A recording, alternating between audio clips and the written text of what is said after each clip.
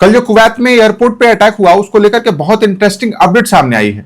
And तक सुनिएगा क्योंकि अब इस पूरे मामले में 3 अलग अलग कहानियां चल रही है और हर देश अपना अलग अलग अपना वर्जन बता रहा है। हम सब जानते हैं कि अटैक के बाद कुवैत के मुख्य सिविलियन एयरपोर्ट्स के ऑपरेशंस कुछ समय के लिए सस्पेंड कर दिए गए थे। एयरपोर्ट के टर्मिनल 1 को भारी नुकसान पहुंचा था, आग लग गई, धुआं फैल गया और कई लोग घायल हुए थे। कुवैत की सिविल एविएशन अथॉरिटी ने इस घटना की नई फुटेज भी जारी की है, लेकिन असली कहानी अब शुरू होती है। शुरुआत में कुवैत का दावा था कि सीधा ईरानियन ड्रोन का अटैक था। उनके मुताबिक ईरान का ड्रोन अमेरिकी एयर डिफेंस को चकमा देकर एयरपोर्ट तक पहुंच गया और उसने भारी तबाही मचाई। लेकिन अब ईरान से बिल्कुल अलग कहानी सामने आ रही है। ईरान का कहना है कि सिविलियन एयरपोर्ट का जो भी नुकसान हुआ उसमें उनके ड्रोन का कोई हाथ नहीं था। ईरान का दावा है कि उनका असली टारगेट पास का मिलिट्री फैसिलिटी था, सिविलियन एयरपोर्ट नहीं। ईरान के अनुसार अमेरिकी पैट्रियट मिसाइल इंटरसेप्टर ने ड्रोन को रोकने की कोशिश की, लेकिन उसमें कोई मैलफंक्शन हो गया और वही मिसाइल क्या उसके कुछ टुकड़े एयरपोर्ट पर गिर गए, इससे यह नुकसान हुआ। अब अमेरिका का वर्जन सुनिए। यूएस मिलिट्री का कहना है कि ईरान ने कुवैत की तरफ से कई मिसाइल लॉन्च की थी,